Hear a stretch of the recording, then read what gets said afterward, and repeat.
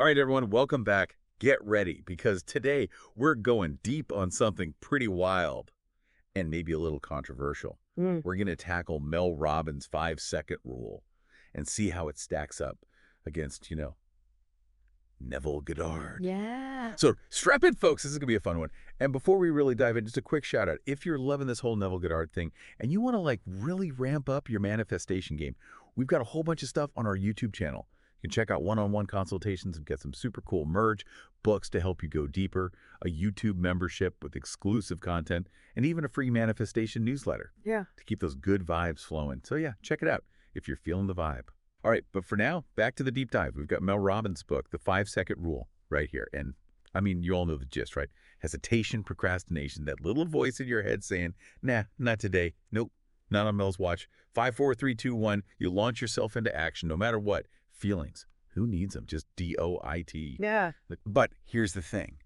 How does that line up with everything we've been learning about Neville? Mm-hmm. The whole your reality reflects your inner state thing. It's definitely an interesting contrast, isn't it? Yeah. I mean, on the surface, Robbins and Neville seem like they're coming from like completely different directions. You've got Robbins who's all about, pushing through, just taking action no matter what. And then you have Neville who's emphasizing that our inner world, our beliefs, feelings, assumptions, all of that, that's where it all starts. Exactly. And that's what makes this whole thing so juicy. It's like, we need your help here, listeners. Yeah. Have you guys wrestled with this? Like, have you tried the 5-second rule? Did it work for you? Does it mesh with your understanding of Neville? Let us know in the comments. We want to unpack this together. But first, let's break down what Mel's saying. She talks about this amygdala hijack, right?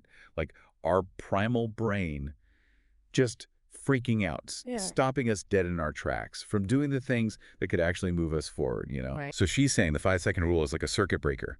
5, 4, 3, 2, 1. You jolt your prefrontal cortex awake, the part of your brain that's all about making decisions and taking action. And bam, you just bypass the fear. It's fascinating, because it's almost like she's describing this like physiological hack. She doesn't really delve into the whole belief or feeling side of things, does she? Right, right. It's very almost mechanistic, I guess you could say, like Yeah. interrupt the fear response, force the action. Right, like feelings, who needs them? Just DOIT. Exactly. And she has some pretty compelling stories too, to back it up. Like there's this guy, Charlie, who used the 5-second rule to lose, get this, 176 pounds. And her own daughter, Kendall, she used it to like break free from the social media black hole and actually focus on her homework. It's impressive, for sure. But I can't help but wonder, are we missing something crucial here? Because Neville taught us that, what we experience in our reality is a direct reflection of our inner state. So if we're taking action from a place of fear, even if we manage to like override it for a moment, are we just, I don't know, are we perpetuating that fear in our reality? That's the million-dollar question, isn't it? That's what makes this whole conversation so fascinating. Mm-hmm. So Mel also talks about how the 5-second rule helped her through her own personal struggles, right? Mhm. She's at rock bottom, drowning in debt, feeling totally overwhelmed. One night she sees this like rocket launch on TV and boom, inspiration hits. That countdown, 5, 4, 3, 2, 1, it becomes her personal launch code to break free from that inertia. I love that analogy. Love it. Doesn't Neville suggest that we don't need to force anything? Like when our inner state is truly aligned with what we desire, action it flows effortlessly. Yeah, and that brings us to like a crossroads. You've got Mel with her 5, 4, 3, 2, 1, just do it mantra. And then you have Neville with his whole emphasis on cultivating the feeling of the wish fulfilled.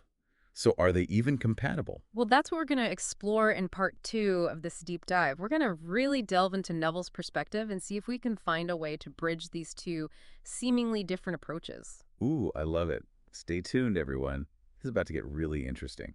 So let's spend some time in Neville's world for a bit. Yeah. His whole thing was that our reality, it's like a projection of our inner world. Change your beliefs, change your assumptions, change how you feel, and boom, your outer reality shifts to match. Okay, so if we're really following Neville here, it's not about like gritting your teeth and forcing ourselves to do things when we're still scared or resistant, right? Exactly. Neville would probably say that's like, I don't know, trying to grow a flower in like totally barren soil. You got to cultivate the right conditions first, That fertile ground of belief, feeling, really knowing what you want. Okay, yeah, that makes sense. But then where does that leave Mel's 5-second rule? Like, can we even reconcile these two approaches? Because they seem pretty different. Well, What if we, like, reframe how we think about the 5-second rule? Instead of seeing it as a way to just, like, bulldoze over our feelings, what if we use it to actually consciously shift them? Ooh, okay. So instead of 5, 4, 3, 2, 1, ignore the fear, just do it anyway. It's more like 5, 4, 3, 2, 1, interrupt the negativity and choose a better feeling. Exactly. Remember that story Mel told about feeling all anxious in that dress shop with her Oh, daughter? yeah, yeah. She used that countdown not to just power through the anxiety, but to shift her focus to something else, to gratitude, to being present in the moment. And that's a subtle but, like, really crucial distinction. Yeah, that's pretty Neville-esque when you think about it. Interrupting that negative spiral, choosing a feeling that's more aligned with what you want. It's like using the countdown to, I don't know, step into that state of the wish fulfilled. Precisely. And think about how this, like, lines up with some of the success stories that Mel talks about. Remember Charlie, the guy who lost all that weight? Yeah, yeah. It wasn't just about, forcing himself to exercise and eat differently.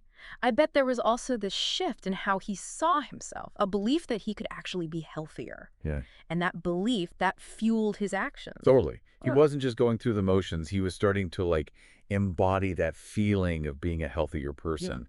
The action followed the feeling, not the other way around. Exactly. And that's where the real magic is, when our actions are aligned with our inner state, with the reality we want to create, things just, they flow, they click into place. Oh, speaking of flow, do you remember that story Mel told about getting over her fear of flying? Yeah, She'd yeah. use the countdown to shift her focus to all these positive images, like walking on the beach with her mom, having dinner with clients. She was basically anchoring her thoughts to that desired feeling state. Classic Neville. Assuming the feeling of the wish fulfilled, she was already living the joy of those experiences in her imagination, and that helped dissolve the fear. Whoa, okay. So maybe, just maybe, the 5-second rule, when you use it intentionally, it Yeah. can actually be this bridge between taking action and, manifesting what you want. It's like hitting the reset button on your thoughts and feelings, Yeah. creating that space to consciously choose the reality you want to experience. I think that's a really powerful insight. It's not about denying our feelings, but recognizing that we have the power to choose which ones we focus on. Mhm. And sometimes all it takes is that 5-second window to make that conscious shift. So it's not about forcing action from a place of like fear or resistance. It's about interrupting that negativity and choosing a feeling that actually empowers you. It's about making sure your actions are in line with the reality you want to create. Exactly. And that, my friend, is where the real magic happens. All right, so we've covered a lot of ground here. But how do we actually put this into practice? How can we use the 5-second rule in a way that, really vibes with Neville's teachings, like in a way that helps us actually manifest the lives we want? Well, one of the most powerful ways is to use that countdown as, like, a pattern interrupt. We all get stuck in those negative thought loops, the whole I'm not good enough Hmm. or I could never do that kind of thing. Ugh, yeah, tell me about it. Those thought loops can be brutal. But how does the 5-second rule help with that? It's like hitting the pause button on all that negativity. Instead of getting sucked into that spiral, you just go 5, 4, 3, 2, 1. Mhm. And then you consciously choose a thought that's more aligned with what you want to create. So it's not about like shoving the negative thought down and pretending it's not there. It's about actively replacing it with something, well, something better. Exactly. It's all about shifting your focus to a more empowering feeling. Do you remember that story Mel told about her dad having to face brain surgery? Yeah, yeah. I mean, he could have easily just spiraled into fear and despair, but instead, he used that whole situation to cultivate gratitude. He felt lucky that they'd caught the aneurysm early and grateful for the life he'd lived. Wow. That's such a powerful example of like Yeah. choosing your perspective, even when you're faced with something really, really challenging. Right. It's like he used that experience as a chance to deepen his appreciation for life. Total. And that's exactly what we can do with the 5-second rule, too. Every time those negative thoughts creep in, we can use that countdown to remind ourselves to choose a more empowering feeling. We can choose gratitude, we can choose faith, trust, even excitement. Okay, so it's not just about taking action. It's about making sure you're taking action from the right state of mind. Absolutely. Because remember, like Neville said, our actions are always a reflection of our inner state. So if we're coming from a place of fear or lack, we're probably just going to end up with more of the same. So the 5-second rule basically becomes this tool to help us align our actions with what we truly desire. It's about taking that leap of faith, but doing it from a place of knowing and belief, not just blind optimism. Exactly. It's about trusting that the universe has your back, that things are working out for you, even if you can't see it yet. And that trust, that faith, it fuels your actions and helps bring your desires into reality. It's like that saying, leap and the net will appear. Or maybe it's more like cultivate the feeling of the net already being there, and then the leap becomes effortless. I love that.